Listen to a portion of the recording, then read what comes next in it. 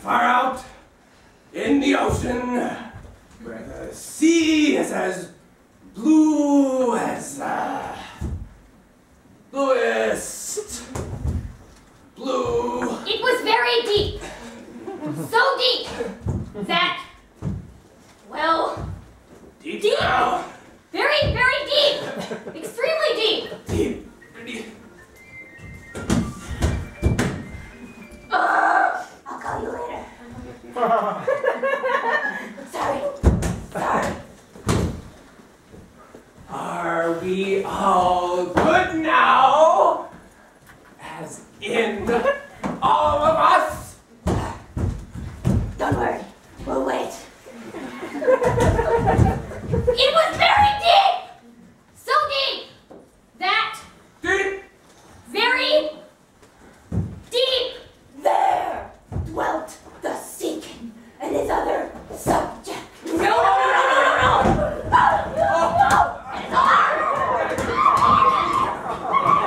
So sorry.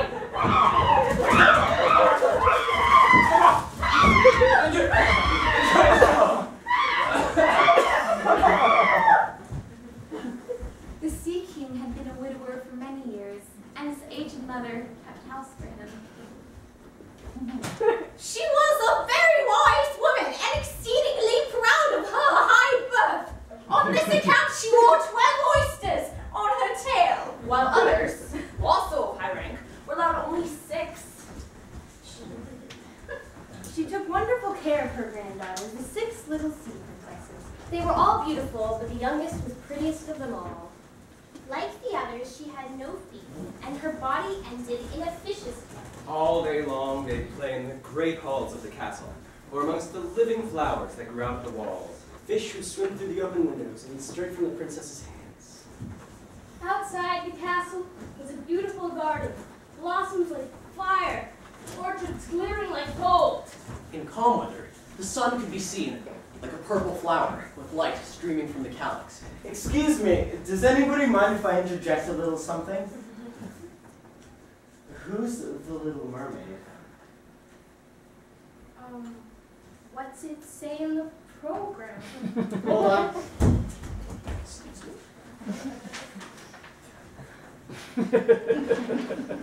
It doesn't. Okay, in that case, I nominate Izzy. Of course you nominate She's the shortest. Sizes. Genderist. What? Hey, why can't Little Mermaid be a guy?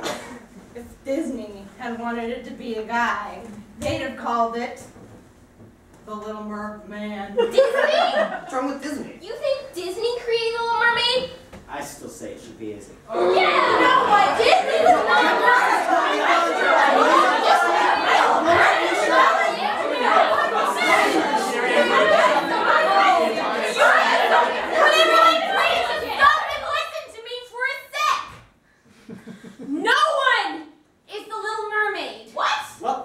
Hope you had fun.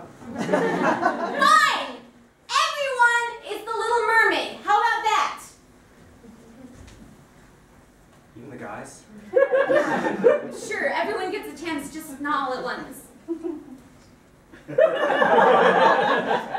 Okay. Whoever's on board say I. I. I.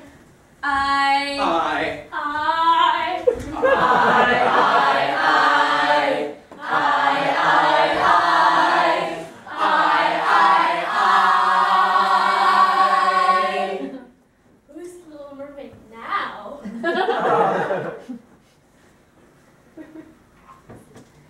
This piece of cloth.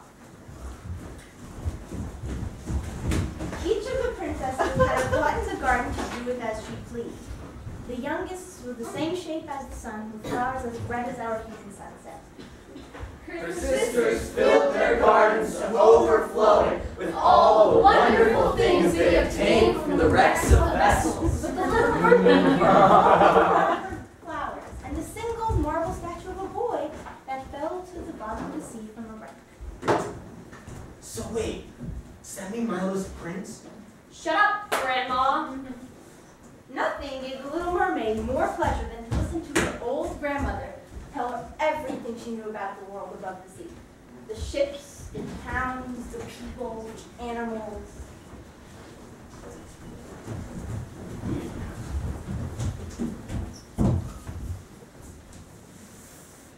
The forests of the land are green. The flowers of the land have fragrance. And on the branches that are on the trees, there are fish that build nests and sing like this.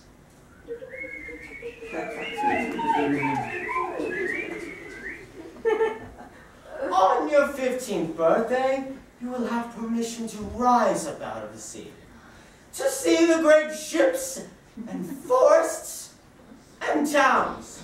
Emily, how old are you again? I'm 14 too. Me too. Raise your hand if you're 14. Anyone here 16? I'm 17, I'm old. Wait, isn't anyone here 15? I'm 15. Each mermaid pledged she would remember everything she did or saw on her 15th birthday in order to tell her younger sister. None of them longed for her return so much as the youngest, she who had the longest to wait. Soon, the eldest sister turned 15. Close your eyes. Most beautiful was lying out in the moonlight in a sandbank near the coast. There was a town with lights like hundreds of stars. I heard music, the bells from church steeples, the noise from carriages, and the voices of human beings. Finally, the second sister received permission to rise to the surface of the water. Close your eyes. I rose just as the sun was setting. The sky was golden, the clouds were violet and rose-colored. I'm sorry, I'm really not describing this. All of a sudden, this flock of wild swans flew in front of me. It looked like a long white veil. I swam towards the sun, but it sank into the waves before I could reach it. The sea glowed and faded. The third sister's turn soon followed. Eyes? I found a broad river that emptied into the sea and swam up that. On the banks were green hills covered with vines, and I saw palaces and castles and trees like in the forest. I heard birds singing. The sun was so strong that I had to dive back down to cool my burning face. There was a narrow creek, and I found a whole troop of human children playing. They were quite naked. Like us! I would have stayed and played with them, but they were frightened, and they fled. A little black animal came up to the water, like...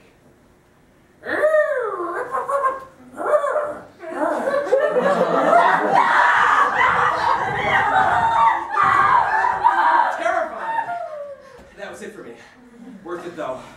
I will remember the children for as long as I live. How could they swim without tails? The fourth sister was more timid. She remained in the midst of the sea. But it's just as beautiful there as nearer the land. You can see for miles. The sky looked like a bell. Did you see any ships? In the distance, they looked like seagulls. Oh, and I saw dolphins. Oh. And whales blowing water out of their nostrils. It was cool, like 100 fountains going off in every direction. The fifth sister's birthday occurred in the winter. The sea was green. Green? And there were giant icebergs floating. Wait. Time out. When was the Titanic? 1912. And when did Hans Christian Andersen write The Little Mermaid? 1936. Damn, okay. Keep going. Giant icebergs floating in the water like pearls. Bigger than churches built by men. No, not pearls. Diamonds. I sat on the water. Oh my God! Wasn't it You freezing? want to hear this or not? I sat on one of the largest, letting the wind play with my hair. I couldn't help noticing how the ship sailed by really fast, steering as far away from the iceberg as they could. They seemed to be afraid of it. Towards night, the sun went down, dark clouds filled the sky, and then... and also... icebergs glowed red as they rocked and tossed in the heaving sea! The ships were freaking out! What did you do? I sat on the icebergs watching lightning hit the sea! When I was 3 years old, I went on vacation to Crimea on the Black Sea with my mother and older brother. We had rented out one of those things on the beach. I think the English word is paddle boat. In Russian, it's katamaran. We had sailed out so far we could hardly see the shore. Our plan was to far out to a faraway beach, out past the jagged cliffs poking out of the water. Then we realized a storm was coming. No matter how hard my mother and brother pedaled, we simply seemed to be drifting further and further away from the shore and toward the giant cliffs arching out of the water. Then the storm hit. I actually remember very little of this. I was curled up in the back in a blue towel. My mother, the eyes and lives of her children in her hands and feet, is the one who remembers. When first the sisters had permission to rise to the surface, they were delighted with the new and beautiful sights. But now, as they grew older and could go whenever they pleased, they became indifferent. It's boring up there. I know, right? It's so much better down here. It's like, why not there when you can stay down here? Yet often, in the evening hours, the five who were old enough would twine their arms around each other and rise to the surface in a row. Whenever a storm was approaching and it looked like a ship would be lost, they swam before the vessel and sang sweetly of the delights to be found in the depths of the sea, so the doomed sailors would not lose their drift to the bottom. Their voices were more beautiful than any human voice could ever be. You're just a wave away from living the mermaid's way. It's the deep strength of pride. What a wonderful time. There's nothing for you to dread.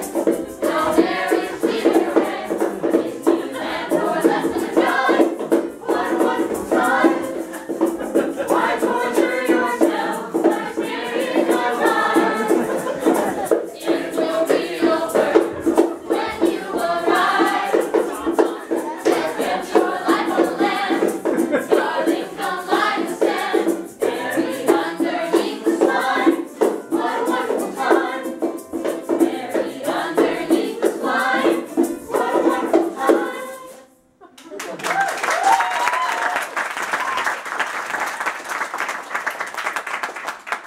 Sadly, the sailors did not understand the mermaids. To them, it sounded like the howling of a storm that was about to kill them. Even if they could have made up words, the delights would have sounded too delightful to them. They didn't want to drown. Even if it meant their bodies would eventually reach the palace of the Sea King. Finally, the Little Mermaid reached her 15th year. Wait, does she have a name? Ariel! Please! That's just something they made up for the Disney movie. Okay, what about Gretchen?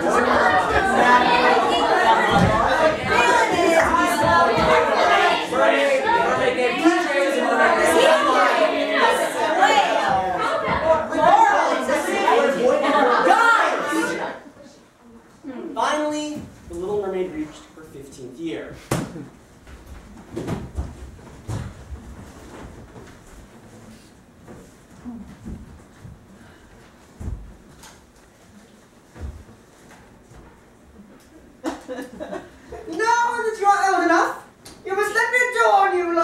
Hello, sisters. The old lady ordered 8 great oysters to attach themselves to the Little Mermaid's tail in order to show her high rank.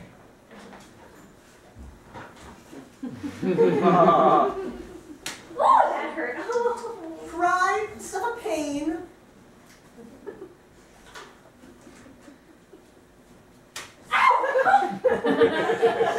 It's true. Ow!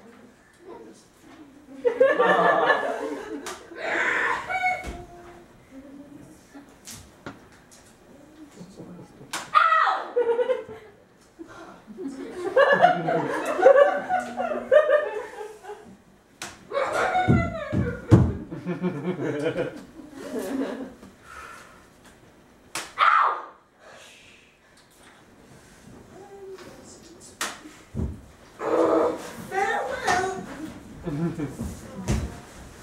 The sun had just set. The sea was calm. The air was mild and fresh. The large ship may be calmed upon the water. The sailors sat idle on deck or amongst the rigging. And as darkness came on, 100 lanterns were lighted. A number of well-dressed people were within, celebrating the birthday of a young prince. Wow. As soon as he stepped out of the cabin, 100 rockets rose into the air. Oh my god! What the hell was that? It looks like someone's never seen fireworks before. I love you, I love you, I love you, I love you, I love you, I love you, I love you. I love you too, sweetheart. Quentin, you're off. What? I'm the Little Mermaid? You'll do great. It's very late now. The lanterns have been extinguished. No more fireworks. Seas become restless. Look at those clouds. Here it comes!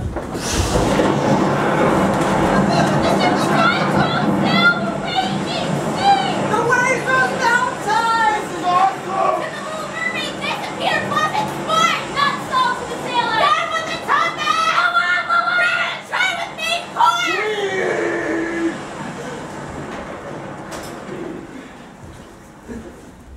And now, a brief history in the use of semaphore and naval signal flag. Semaphore is an alphabet comprised of flags and arm gestures.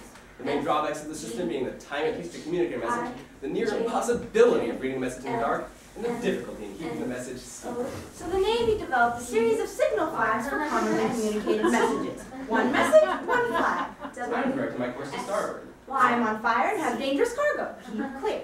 Coming alongside. Man overboard. Coming alongside. Man overboard. Coming alongside. Man overboard. Coming alongside, man overboard. Coming alongside, man overboard. Coming alongside, man overboard. Coming alongside. We split! We split! Farewell, my wife and children! We split! We split! Suddenly, the Little Mermaid perceived that the crew was in danger! Ooh, that ain't good. She had to be careful to avoid the wreckage charting the water. A flash of lightning revealed the whole scene. Where's the prince? What about the sailors? Are they okay? Forget the sailors. Where's the prince? She dove underneath the beams and planks, forgetting if he could crush her! Finally, she saw him, just barely managing to keep his head above water. He would have died if she hadn't come to his rescue. Titanic reference? What else? It's okay, I've got you. We need a brief lesson in water safety here. Why not? Might save a life. Oh, looks like somebody's in trouble. Not so fast. Run out of the proper order. Water rescue. Reach, throw,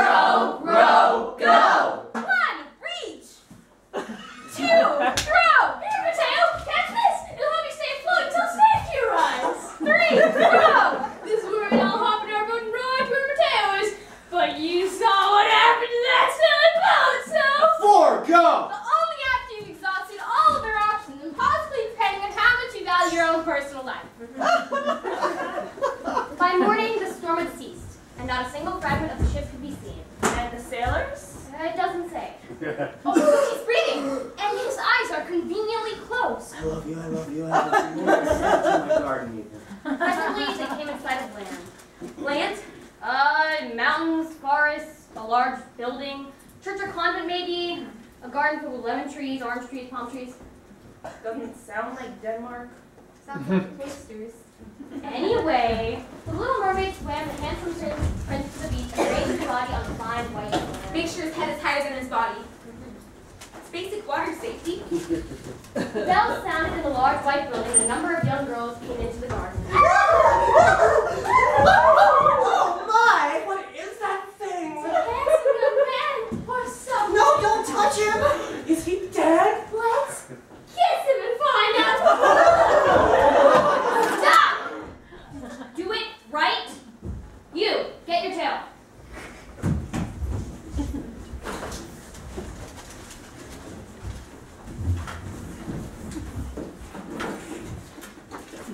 The Little Mermaid watched from behind some high rocks as one of the girls approached the spot where the prince lay. She saw him come to life again and smile upon those the girl had summoned to help him. But to the Little Mermaid he sent no smile. He had no idea that she had saved him. When he regained his legs, his rescuers led him away into the great building where she couldn't follow.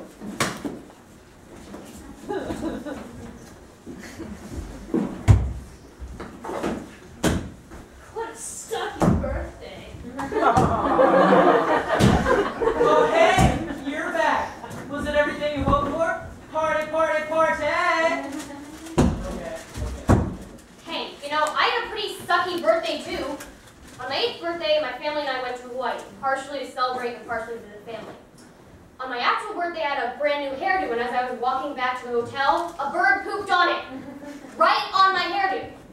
I mean, other than that, the vacation was great. We walked along black sand beaches, went kayaking with dolphins, and tried out pretty much every shaved ice store. Now that I think about it, it's a great birthday. Sorry, this is so sad. The Little Mermaid returned again and again to the place where she had left the prince, but she never saw him. So, how's it feel being 15? She's depressed. Her only comfort was to sit in her garden with her arms laced around the statue, which reminded her of the prince. What?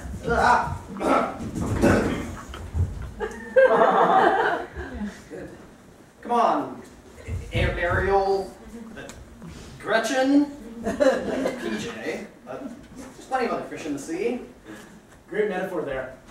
Now, at first, her sisters kept the source of her sadness secret. But, as time went on, the Sea King's other subjects began to talk amongst themselves. And thanks to the law of probability, some nameless mermaid who, fun fact, is never actually mentioned again, gave her exact directions to the prince's palace. What did it look like? What do you think it looked like? It was a palace.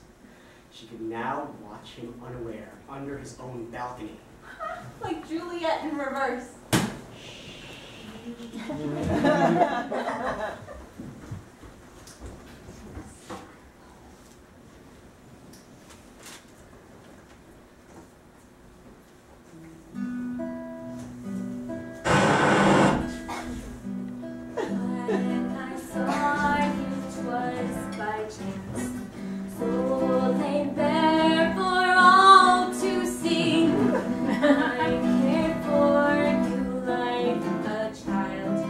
And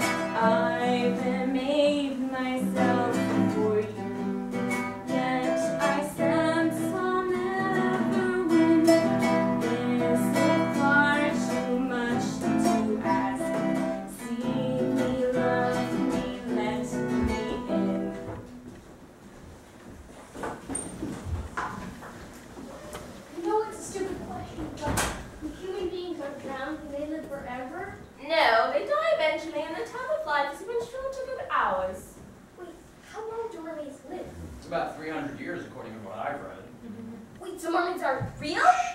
When we cease to exist, we become foam on the surface of the water. That's it? That's it. We don't even get breaks. Like seaweed. Once seaweed is cut, there's no regeneration.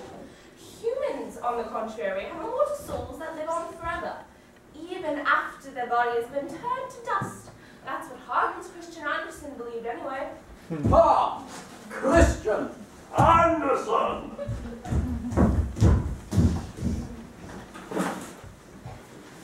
Hans Christian Andersen was born in Odense, Denmark on April 2nd, 1805, but died at the age of 70.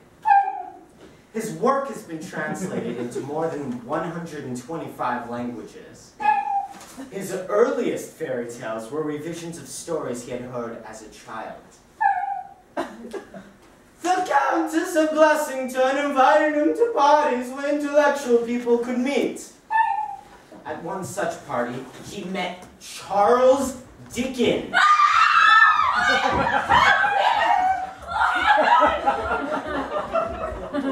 They shook hands and walked to the veranda, which was much joy to Andersen.